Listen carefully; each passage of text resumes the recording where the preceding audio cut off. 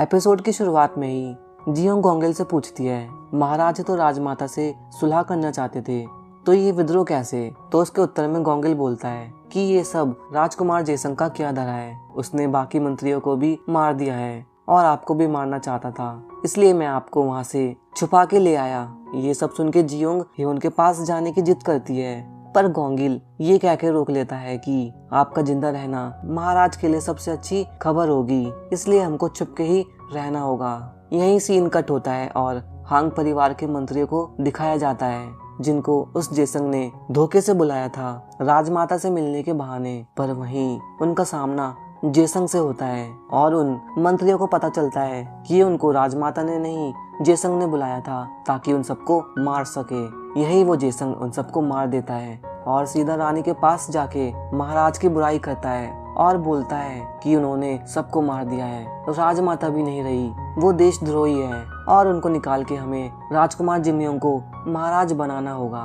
पहले तो रानी मना करती है, पर उस चाचा के फोर्स करने की वजह से रानी को मानना ही पड़ता है।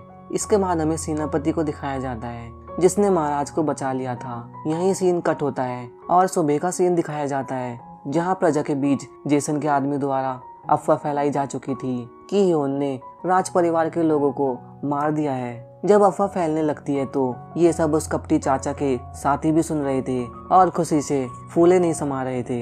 दूसरी तरफ राजकुमार जिम्योंग को दिखाया जाता है, जिनका राज अभिषेक हो चुका था, पर उस जियोंग का प्लान अभी भी राजगद्दी पाना ही था, क्योंकि राजकुमार जिम्योंग अभी छोटा था। उसको बस प्रजा को दिखाने के लिए राजा बनाया गया था। बाद में उसको मार के उसका खुद ही राजा बनने का प्लान था। और उधर जियोंग को गोंगिल बता रहा होता है कि सारी प्रजा ह्योन को ही दोषी मान रही है और सुना है कि वो सालागोची जंगल में गए थे आपको बचाने के लिए और वहाँ युद्ध हुआ था जहाँ उनकी मौत हो गई होगी। जियोंग ये बात नहीं मानती और गोंगिल को अपना पेंडेंट देकर ह्योन तक पहुँचाने को कहती है। गोंगिल मान जाता है और सबसे पहले राजमहल में रसोइयों से बात करने जाता है। उधर हमें दिखाया जाता है कि महल में किसी ने हमला कर दिया होता है, तो वो जेसंग बाहर आता है, जहाँ वो देखता है कि ह्योन उसका इंतजार कर रहा था, जिसको बंदी बना लिया जाता है। ह्योन अपने गुस्से को काबू में रख के अपने चाचा से अकेले में बात करने की मांग रखता है, जो उसका चाचा मान जाता है। ह्योन बोलता है कि वो फिर से राजा नहीं बनेगा, पर उसके भाई के राज को अच्छे से संभालने के लिए अपने चाचा को कहता है। उसका चाचा ये सब मानने की एक्टिंग करता है। ह्योन को बंदी बना के जेल में कैद कर दिया जाता है, जहाँ उस चाचा का मंत्री उसे मांगरुक किताब देके चला जाता है। यहीं पर भी गोंगिल आता है और ह्योन को जियोंग का पेंडेंट देता है, जो वो मांगरुक में लगा देता है और इस तरह से ये वही किताब बन गई थी जो जियोंग के पास थी। सीन कट होता है और जियोंग को दिखाया जाता है, जहाँ वो गोंगिल से पूछती है कि ह्योन ठीक है कि नहीं। गोंगिल उसके जेल में रहने की खबर देता है, तो जियोंग कहती है कि हमें उनकी मदद करनी होगी। अब ये तो आगे ही पता चलेगा कि वो लोग कैसे ह्योन की मदद करेंगे। अगले दिन ह्योन को प्रजा के सामने बंदी बना के ले जाया जा रहा होता है, जहाँ प्रजा उसको पत्थर मार रही थी। ये सब दूर से देख के जेसंग और उसके साथी खुश हो रहे थे और वो चाचा जंगल में पहुंचने के बाद ह्योन को मारने का आदेश देता है। प्रजा के बीच में ही जियोंग छुपी हुई थी और मौका मिलते ही वो ह्योन से बात करती है, जिसे देख के ह्योन भी खुश हो जाता है और संभल के रहने को बोलता है। पर जियोंग तो थी हमारी बहादुर लड़की, इसलिए वो बोलती है कि मेरा इंतजार करना, हम तुम्हें जरूर बचाएंगे। सीन कट होता है, उस चाचा के चेले जंगल में ह्योन को मारने वाले होते हैं, पर उसी टाइम ह्योन का सेनापति हमला कर देता है और ह्योन को बचा लेता है। थोड़ी देर बाद ही जेसंग ह्योन मरा है कि नहीं देखने आता है और जिंदा देख के वो उसका मजाक बनाता है कि तुम्हारे पास इतने ही सैनिक बचे हैं। तभी गोंगिल और जियोंग उनके दोस्तों को लेके आ जाते हैं और यहाँ उन दोनों के बीच जम के लड़ाई होती है। पर जेसंग अपनी सेना को हारते हुए देख के जियोंग को अपने साथ उठा के ले जाता है और ह्योन को अकेले में मिलने की बात करता है। ह्योन भी उसके पीछे अकेले चला जाता है और अपने सेनापति को महल को जेसंग के कब्जे से छुड़ाने को बोलता है। ह्योन की सेना महल के सिपाहियों को भी धूल चटाने में कोई कसर नहीं छोड़ती। उधर गोंगिल सकी खांग के पास अपनी बहन का बदला लेने जाता है, पर यहाँ भी सकी खांग खुद ही आत्महत्या करने की कोशिश करती है, पर फिर भी गोंगिल उसको तलवार घुसा के मार देता है। दूसरे सीन में ह्योन को दिखाया जाता है, जो जेसंग के पास पहुंच चुका था, पर जैसे कि हम सबको पता है हीरो हमेशा अकेला ही आता है, पर विलन अपने झुंड के साथ ना रहे ये तो हो ही नहीं सकता।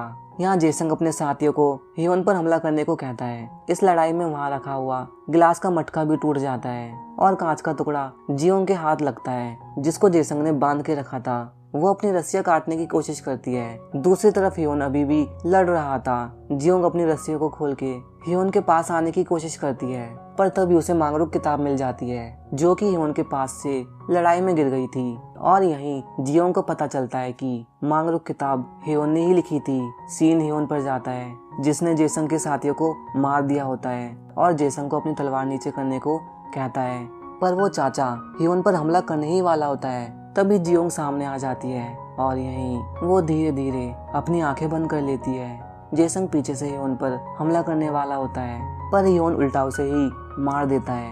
हमें दिखाया जाता है कि मांगरुक का नाम पहले एपिसोड की तरह जगमगा रहा होता है और उसके अक्षर बाहर आ रहे होते हैं जो जियोंग को अपने साथ फिर से फ्यूचर में ले जाते हैं। और यहीं एक पेज का टुकड़ा भी हियोन जैसे तैसे फाड़ लेता है। हियोन तो जियोंग के लिए रोता रह जाता है। यहीं सीन कट होता है और फ्यूचर का सीन दिखाया जाता है जहां जियोंग हॉस्पिटल में थी। उसकी पीठ वाली चोट अभी ताजा थी जो उस चाचा की वजह से लगी थी। जियोंग को पता चलता है कि वो सब कोई सपना नहीं था, सच था। वो जल्दी से मांगरुक किताब ढूंढती है ताकि फिर से हियोन के पास जा सके। उतने में उसके पापा आ जाते हैं जिनको देख के जियोंग बहुत खुश हो जाती है।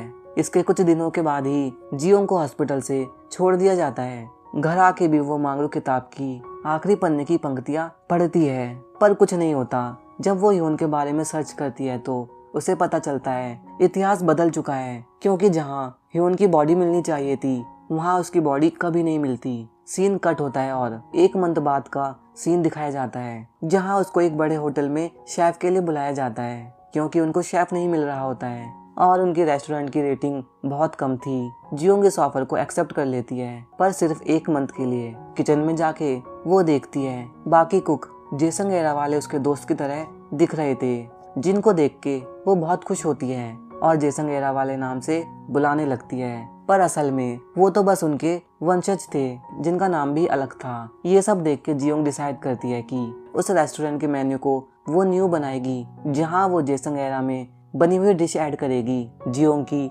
जेसन एरा वाली डिशेस लोग बहुत पसंद करते हैं और रेस्टोरेंट की रेटिंग बढ़ जाती है। साथ ही में हमारी जियोंग भी फेमस हो चुकी थी। रेस्टोरेंट और जियोंग की तारीफ सुन के उनके रेस्टोरेंट को रेटिंग देने के लिए एक आदमी आता है जिसकी शक्ल हूबहू सोंगजे से मिलती थी। उसने भी जियोंग के न्यू मेन्यू वाला ऑर्डर किया था, पर कुछ ही देर बाद वो खाना वेटर वापस ले आते हैं और जियोंग से कहते हैं कि उनको खाना पसंद नहीं आया और खाने में कमियां निकाल रहे हैं। जियोंग सोचती है कि इस आदमी ने तो खाने को छुआ भी नहीं है तो कैसे बोल सकता है कि खाना खराब है। इसलिए वो खुद ही उस आदमी से बात करने का डिसीजन लेती है। जियोंग जैसे ही पहली बार उस आदमी को देखती है वो शॉक हो जाती है और अपने मन में कहती है कि ये तो बिल्कुल सोंगजे की तरह है और यहाँ भी इसके नखरे खत्म नहीं हो रहे। जियोंग तो सोंगजे से खाने को लेके लड़ने लगती है और उसे फ्रॉड भी बोलती है। इतने में ही पीछे से कोई बोलता है कि खाना अच्छा है तो मैं भी टेस्ट करना चाहूंगा। जियोंग जब पीछे मुड़ती है तो वो देखती है वो और कोई नहीं हमारा हियोन होता है। हियोन तो उस सोंगजे जैसे दिखने वाले आदमी को तलवार से उड़ाने की बात करता है, जिस बात पर वो आदमी कहने लगता है कहीं का राजा वाजा है क्या, बाहर मिल तुझे बताता हूँ। पर उसको वेटर उठा के ले जाते हैं। जियोंग तो हियोन को देख के खुशी के मारे रोने लगती है और पूछती है कि सच में क्या तुम हियोन हो। वो बोलता है कि मैंने तुमसे वादा किया था अगर तुम नहीं आओगी तो मैं आ जाऊंगा, तो मुझे आना ही था। अब उनसे रुका नहीं जाता तो वो एक दूसरे को प्यारी सी किसी करने लगते हैं। सीन कट होता है और जियोंग को दिखाया जाता है जो मेकअप कर रही थी, क्योंकि आज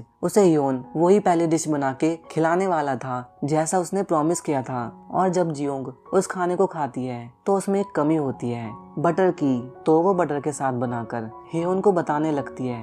और यहीं एक हैप्पी एंडिंग के साथ ये एपिसोड और ड्रामा का एंड हो जाता है। ड्रामा से रिलेटेड कुछ बातें करें तो मेरे अकॉर्डिंग हियोन ने भी न्यू एरा में जन्म लिया होगा, क्योंकि उसके पास भी पेज का टुकड़ा था, तो शायद वो अपनी गलतियां सुधारने जेसन एरा में गया हो। It's just a my theory. और इसी के साथ मैं मिलता हूँ न्यू वीडियो के साथ। चैनल को सब्सक्राइब करना ना भूलें। बाय।